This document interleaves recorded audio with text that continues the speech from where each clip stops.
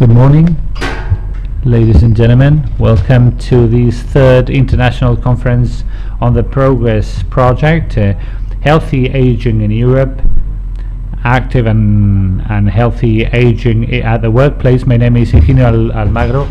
I'm the provincial delegate of the Regional Ministry of Healthcare, Equality and Social Policies in the province of Granada.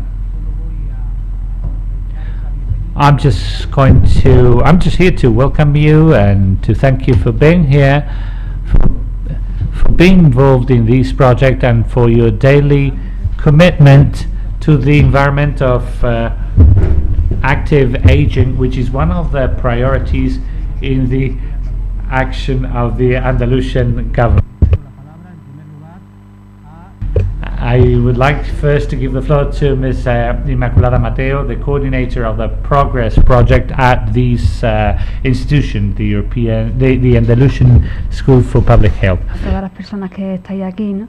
Y agradeceros en nombre mío y en nombre del consejero delegado de la Escuela Andaluza de Salud Pública. Of course, of the CEO of this institution that you're here, and of course, we'd like to thank you for the participation you have deployed with regards to this project, a project which is now in its second year, and considering the faces I'm seeing, I think we could feel satisfied for having reached the point we are at right now.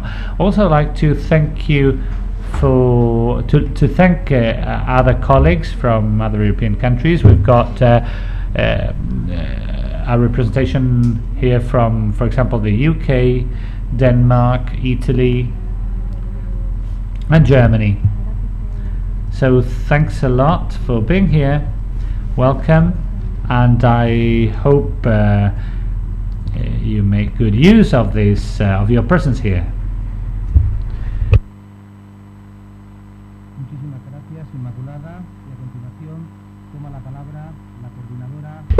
Thank you very much, Inmaculada. Now I'd like to give the floor to the coordinator of the project, Ms. Elpes. Gracias. Okay, gracias. Buenos días. Guten Tag für ein Deutscher. Buongiorno for Italiano. And I think the Danish,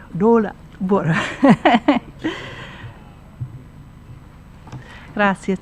Okay, thank you. My name is Elspeth Gibson, and I was in many ways responsible for this programme. I put together a bid to the European community and wrote the bid, and I remember very well sitting in my kitchen in the evenings with a large glass of red wine, drinking the red wine as I struggled with the European application process, which is very complicated. And for any of you that have done an application, you'll realise that you need lots of red wine.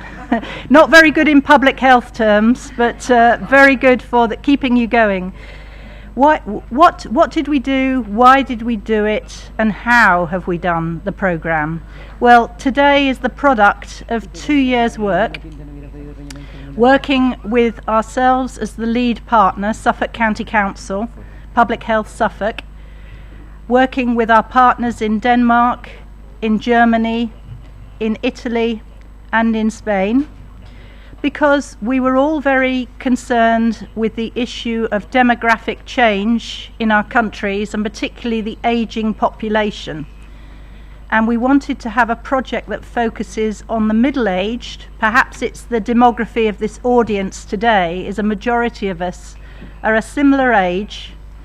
And we felt if we could create early habits for better physical activity and mental well-being in our 40s, early 40s, we would hopefully start to delay the process of aging and improve and really try and achieve a healthy aging for a longer period of time in our lives. And just at that point, I just want to remind everybody of the World Health Organization of health, which is the definition in 1948, which seems a long time ago now, but it is that health is a state of complete physical, mental and social well-being, and not merely the absence of disease or infirmity. We were really keen in the project to actually look at all aspects of people's lives and find ways to help them maintain a very good health for longer. I won't say very much more now because we need to move on with the conference, but I want to just thank our Spanish hosts for a wonderful opportunity to be together today, and hope that everybody gets as much as they want to get from the conference, and also making contacts and networks that will be useful to us in the future. It's being part of this Progress programme has been a very positive experience indeed. We've been with our Danish partners in Copenhagen, we hosted a conference in the UK, and we've been regularly in touch with each other, and I think we've built sort of long-lasting social relationships and working relationships, which I'm really thankful for. Thank you very much.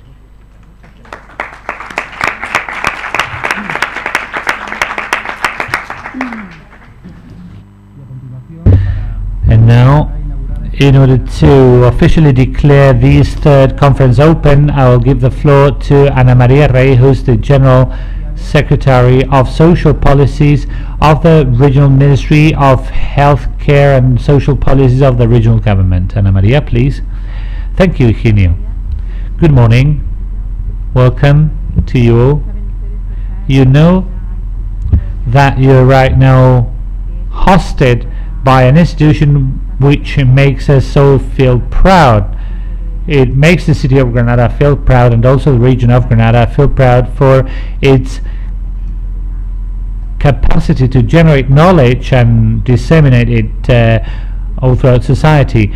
Our mission today is to share with you which have been the policies that the regional government of Andalusia has planned in terms of active aging. You know that the Andalusian region is being a region used as a reference in terms of the implementation of active aging policies, because it's been quite some time now that we were concerned with the demographic data, demographic findings we had drawn, telling us the amount of aging people that the societies will be made up of, and in that sense we wanted to plan ahead in order to take into account all dimensions in the life of the citizens, and how public policies could have something to say, how public policies could intervene. So our book, our manual, did not just analyze the three foundations mentioned or designated by the WHO with regards to participation, activity, etc., but also we thought that a fourth pillar could be added, and it is that of lifelong learning, the ability of aging people to continue learning and their own education independently of their age. From the very moment that we approved the white book on active aging, and when we published the results of our work, we thought of a specific active aging strategy, which was highly rated by the European Union as a good practice in terms of excellence and as an example of best practice in terms of active aging. We were awarded 3 stars. When we refer to active aging, I'm not referring to that euphemism in terms of enlarging the working time, even if it's through mini jobs. We're not talking about that. We are saying we're speaking about people that have finished their contract with society, and that they can start another stage, enter into another stage in their lives, which are not so much focused in work, and that will allow them to fulfill their personal projects. So policies stemming from the European Union and the European Commission have not that much to do with ourselves, because the Commission is really more focused in reducing the possibilities for people to decide to retire early in order to continue with the project of personal enrichment. we are rather more into the issue, into the field of taking care of their own personal fulfillment and growth. So our active aging policies meant the design of a series of spaces at which when people finish their working life can enter such spaces in order to enjoy and to develop themselves in around all those areas you've been dealing with in your project. Elements having to do with memory reinforcement, remaining focused on certain tasks, etc. There's a network of 168 public institutions and some 924 institutions financed and run by associations, foundations and local authorities. That means that there are some 620,000 senior citizens who are doing and who are active around the elements, the subjects we've been dealing with during these 2 years. We came across that people reached a day in which they woke up at 7 a.m. in the morning, went to work and were told you're not meant to be here anymore.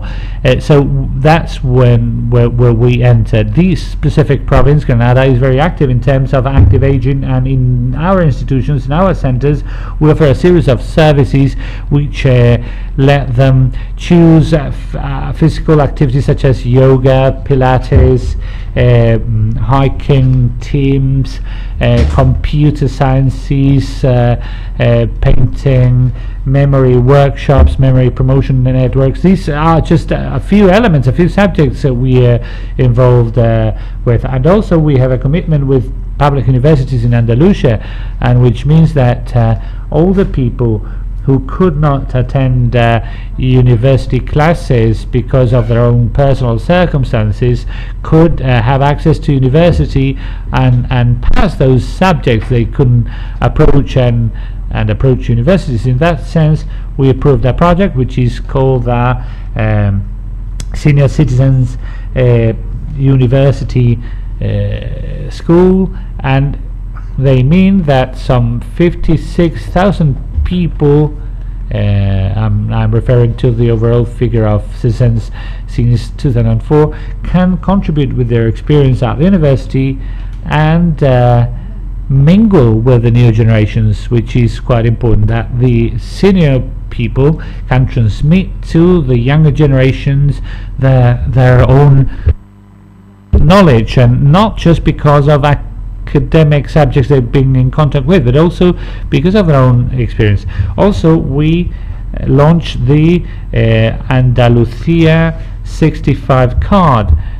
Senior citizens, when they are 65, they can request a special card, and through a series of contracts we have with specific companies, they are entitled to discounts with regards to the purchasing of aids, for example, in terms of hearing aids, of glasses, etc., orthopedic aids, and also they can benefit from 50% discount from a 50% discount in public transportation. So senior citizens can resort to public transport and are not limited in terms of traveling, moving around, and enriching their own personal references. Also, we have a series of grants, of aids in terms of diet, because we've also taken diet into account, because people, when they're older, maybe they might run risks in terms of the kind of diet they're on. In that sense, we've developed a series of projects with the active participation centres, and with just paying some €4.80, they can have a full menu, and it's a diet which is monitored and controlled by nutrition specialists. It's a rich diet, and also they want it on their own. because as they will be in these, it will be served in those public centers, public institutions. They can stay there with their friends and colleagues. When things become a little bit more complicated, and we're referring to people with a very low income, this Andalucía Junta 65 card turns into the gold card, into a gold card, and these cards compensate the lack of personal income. And for example, the menu I was referring to would cost these people, the people with this membership, some 230. So income wouldn't be a problem, wouldn't be a problem for them to still participate in these activities. When we are less autonomous, we are more dependent in life, we can be taken care of by a tele-assistance system. We've got a series of centers which take care of some 167,000 people with any needs for additional support through the phone landlines, and with the help of a series of devices, be them just a button to press or a bracelet. They can ask for help in terms of solving a need or solving a problem they cannot solve by themselves. It's a program which has been quite successful, and which brings dependent people quite a deal of additional security. They know that if even if they're close and at home, and the door is closed, that button they press, that bracelet, will start a series of mechanisms which will mean that they will be taken care of in a very short time. Also, we've got there additional care card to which some 65 people are entitled to, and which takes care of persons who have who take care of dependent people. So, for example, if you've got to do any business with the administration, or solve any administrative problem, or go and ask for a visit with a doctor or so, and you've got someone at home who's dependent on you and waiting for you, this card will allow these carers or caretakers to jump onto the head of a queue. Also, we have built a community. If these people, if senior citizens have contributed to society when they were younger and stronger, they will still create richness and jobs, because senior citizens, when they are fine, they consume, they use products, they use or they make use of cultural activities, they are consumers. And when they are dependent, because they are in need of care, and that care, such care, must be taken care of by professionals. So in that sense, we shouldn't be thinking of if these people have got to be taken care of by professionals. Of course, they will be generating economic life in a very specific sector. Also, we are very much determined with the issue of family restructuring. When we refer to the issue of family for our fellow European citizens, maybe we may sound weird, because we are still in the concept of the extended family. I like telling about our experience. I find very enriching. When I was younger and my children were very young, my children would sit in my grandfather's lap, and would put the little fingers through the wrinkles in their face, or Gran, why have you got these spots on the hands? And it was a wonderful experience, because senior citizens are hungry for touch, and that can also lead to problems of mental health. We human beings need to be touched. Children are touched. There's no problem. Oh, wow, it's so handsome, this little boy.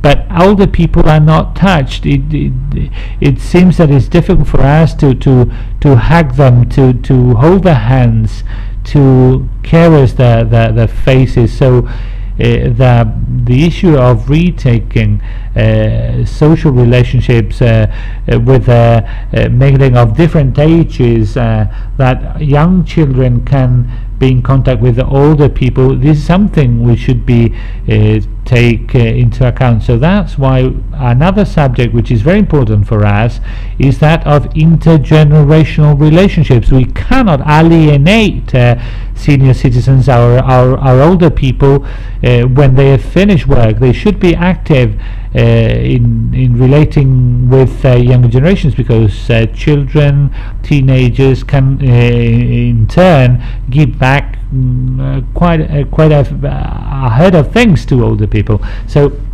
as it happens also with the knowledge of people who have been managers of companies or of departments, after having accumulated a lot of knowledge for 40-50 years, we just one day tell them thank you very much and go back home now.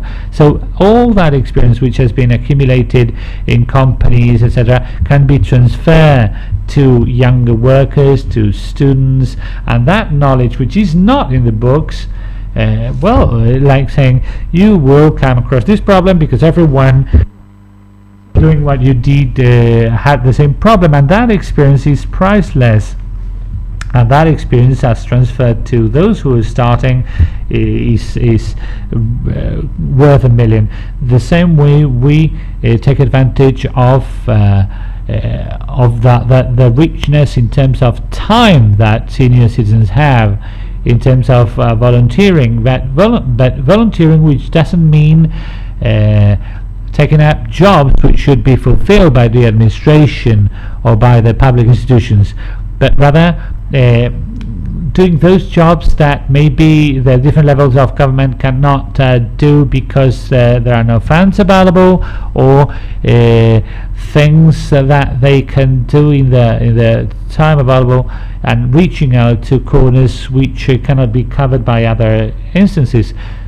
So we've got about 40,000 citizens who are working for active aging also in this field. For example, we organized spring promenades in Granada, and one of the guides doing that in Granada, for example, had been a tourist guide when he was younger, and this gentleman who's still who's delighted to continue pouring his knowledge onto the minds of other people, can promenade with other people through the Albaicín or through the El Realejo in the old district of Granada, and this person is presenting us with his time, and all that frame into the strategy of that time sharing with common motivations. And these areas having to do with volunteering, with volunteership, for us are very important. We also cooperate with private companies, for example, foundations,